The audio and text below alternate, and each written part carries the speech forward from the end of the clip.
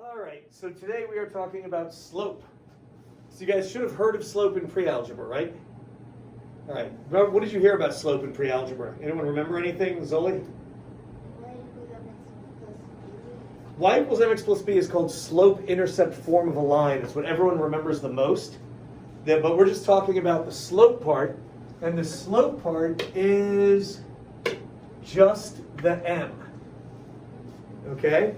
Anyone remember anything else about slope? Yes, read. You use it on a graph. You do use it on a graph. And you use it on a graph to kind of figure out what angle you're moving at. That's why it's called rise over run. Okay? I remember that too, I think.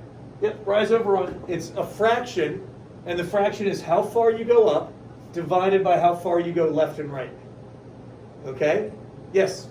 There is negative slopes and positive slopes. Yes, we'll look at slopes that are negative, that are positive, that are zero, and also something called undefined, which you may or may not have heard of before. But yes, read.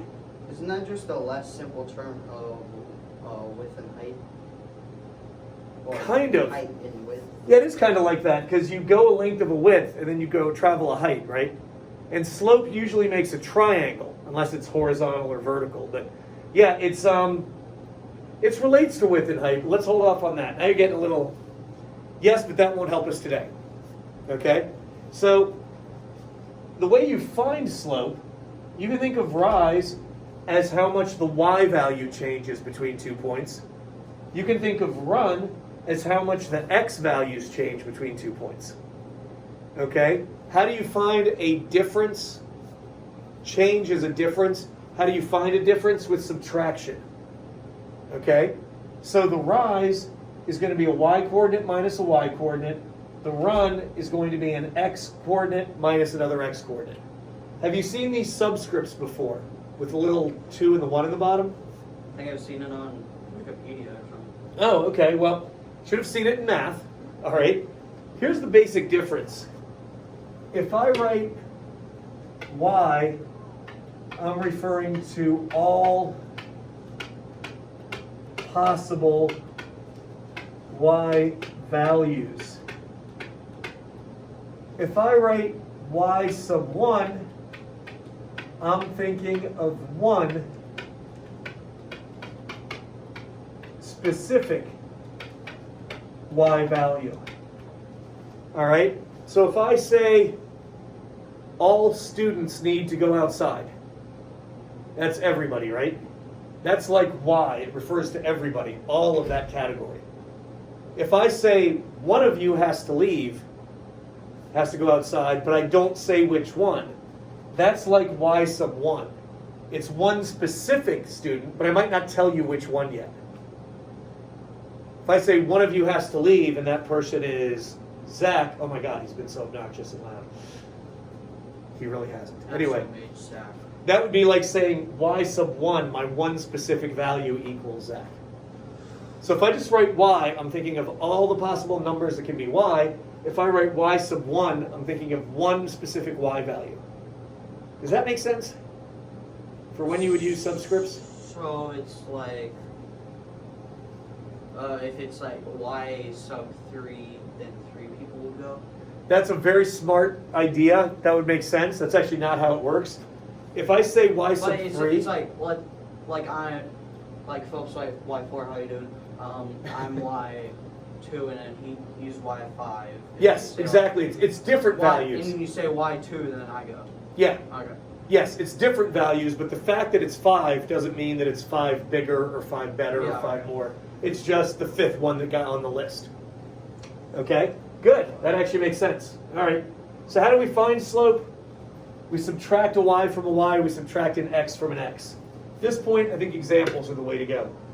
And for some reason, oh, this is partly off. I have to make an adjustment over here so that this all fits in the recording area. All right, that should work. Find the slope of the line passing through negative 2, 2, 3, 4. First thing, I'm going to decide that negative 2, 2 this -2, the first number is always an x value, right?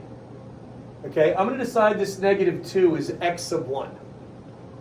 All right, and this 2 in the y spot, I'm going to call that y sub 1. And because they're both described the same point, I'm going to use the same subscript for both of them. With me on that idea so far? It would make no sense if I called this x sub 1 and this y sub unicorn, or y sub 5, or y sub 12, okay? Got to be the same number in both. I am going to say that this 3 that's in the x position here is x sub 2, and this 4 that's in the y position there is y sub 2. Okay? Now there's two ways you can do it from here. One is algebra, one is visual. The algebra way is we have this formula. Slope, which we call m, is y2. I mean, m itself is a slope. Yeah, it's the letter we use to mean slope. All right, now I can just plug in. Just plug things in. My y sub 2 is 4. So instead of y sub 2, I write 4 minus my y sub 1 is positive 2. So instead of y sub 1 here, I write positive 2. My x sub 2 is 3. My x sub 1 is negative 2. Take a moment and double check. Did I plug in the right values in the right places? Y sub 1 is that 2. Y sub 2 is that 4 over there. I have 4 minus 2, and then I have 3 minus negative 2 on the bottom. Does that work? Okay, so the slope of this line is 4 minus 2 is 2. 3 minus negative 2 is 3 plus 2. Slope is 2/5. If I did that correctly. Did I do that correctly, you think? B minus. Fortunately, with slope, you can't really give a letter. It's either a 0 or 100%. It's either all right or all wrong. But yeah, let's double check this a bit. Oh, I don't have a good graph for this. My graph doesn't go to have -2 on it on the x-axis. All right, so if I want to draw this, here, we'll double check it by hand.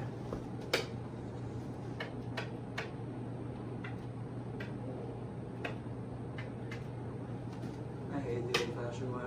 Yep, I know. I do prefer using someone else's graph. Now I have to be all careful and stuff. Y goes up to 4. Okay. Tell me if I get these points right. -2, 2 is 2 to the left and then 2 up. Does that seem correct? That dot look like it's in the right place? All right, 3, 4 is 3 over to the right. This is a good way for me to remember if, which one's y and which one's x is, like bottom and top. Yes. Y is always the one that goes up and down. X is always the one that goes left and right. It's just a reminder, you know? All right. Now, does it look here? Actually, I don't like where I wrote that. That's not helpful. I'm going to label that one. Where you label these points can be really helpful. Okay.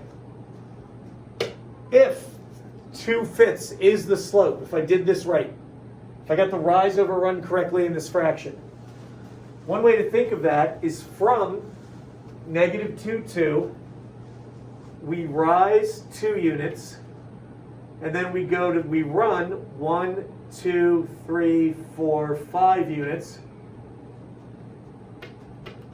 Does 2/5 look like the correct rise over run for this point? Does my graph match the algebra? Good, because the graph always has to match the algebra, right, Philip? No. Yep, it always does. Okay, if it doesn't match, we have a problem.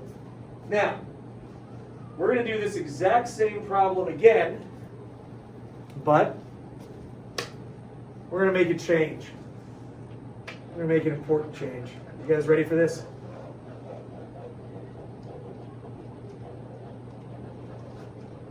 We are going to, we'll leave that there.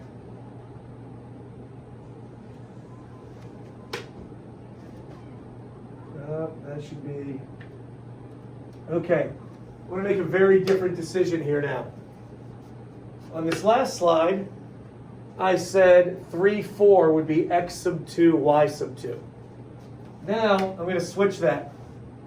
I'm going to say 3, 4 is x sub 1, y sub 1. Am I allowed to do that? Yeah.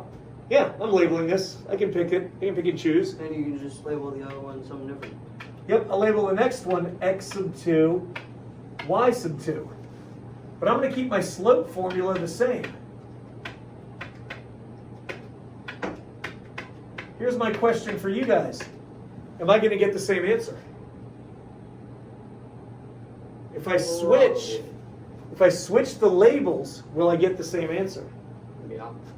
Reed says yes. What do you think, Zach? I mean, if it's subtraction, Uh-huh.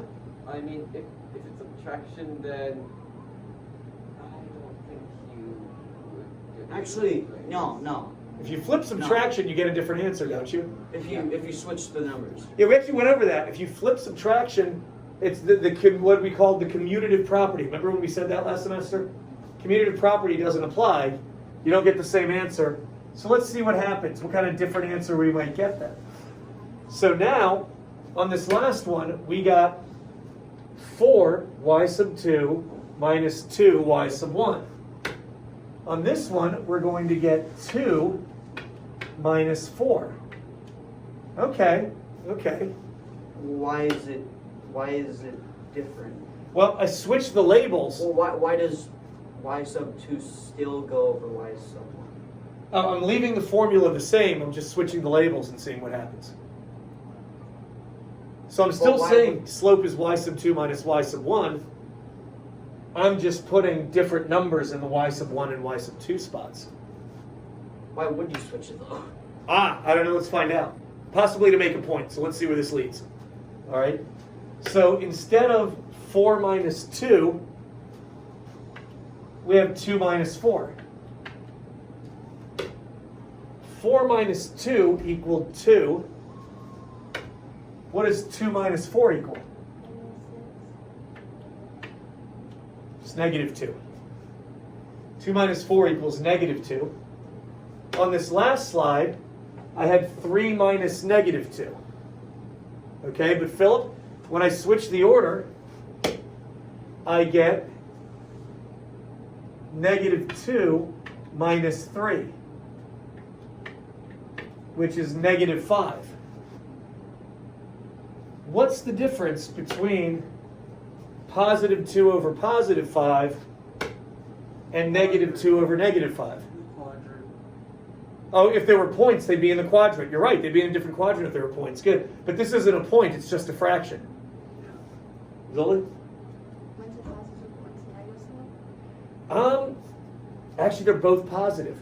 Guys, what is a negative divided by a negative?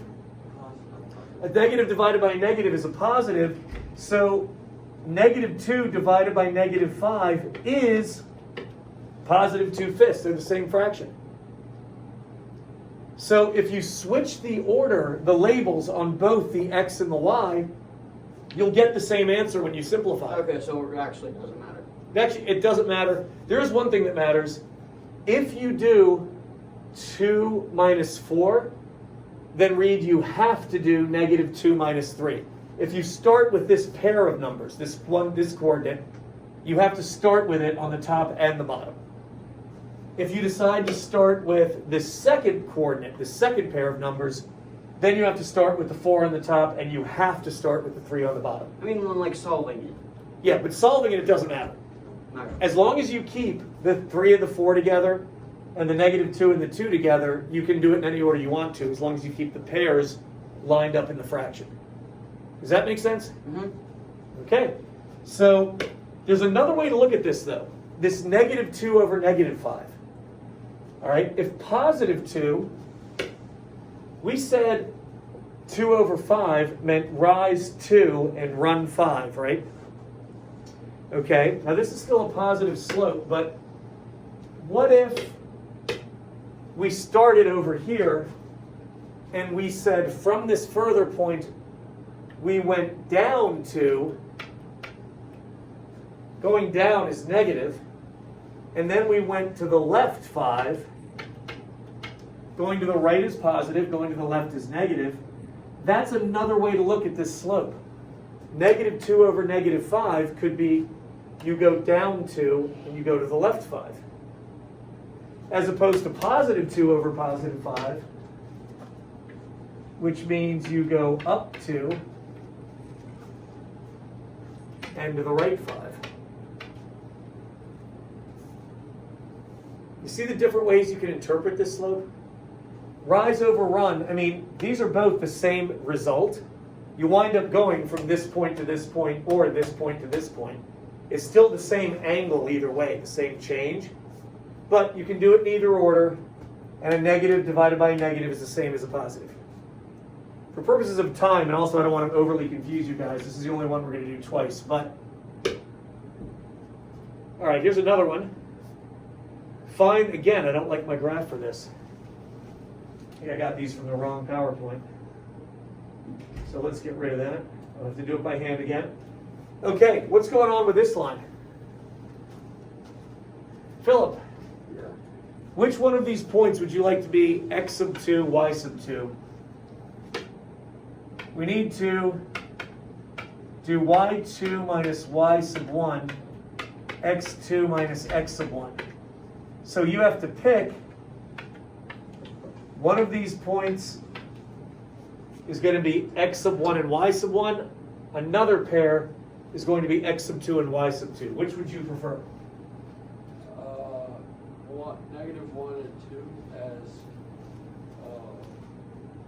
y sub 1. Okay, so if this 2 is going to be y sub 1, then this negative 1 has to be x sub 1. You're not allowed to mix and match these numbers. Okay? And now once you've made that decision, then this 2 has to be y sub 2, and this x has to be x sub 2. You could have made both of these subscripts 2 and both of these subscripts 1. That would have been fine. We'll get the same one in the end, but just have to pick one and commit. Okay, so y sub 2 is that 2. That goes there. Y sub 1 is that 2. So that goes there. Oh, something interesting is going to happen here. X sub 2 is that 3. That goes there. And then finally, left unmarked is x sub 1, which is negative 1. Zoli, what's 2 minus 2? 0. And then it's 4, right? Yeah, 3 minus negative 1 is 3 plus 4. So that's 4 in the bottom. What's 0 divided by 4, though? 0. 0, yeah. 0 divided by anything is 0. Is it undefined? It's a horizontal line. Undefined is vertical. So always remembering something that from last year that we'll get to in a minute. Let's graph these. So that's negative 1, 0, then 1, then 2, then 3. I need to go down as low as negative 1. Then I need to go up just 1, 2. All right, so negative 1, 2 would be here. And then 3, 2.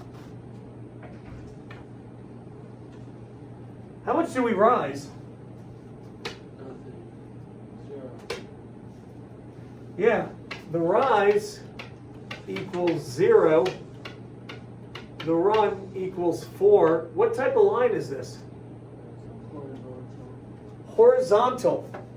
A slope of 0 always gives you a horizontal line. A slope of 0 always gives you a horizontal line. Does that sound familiar? All right.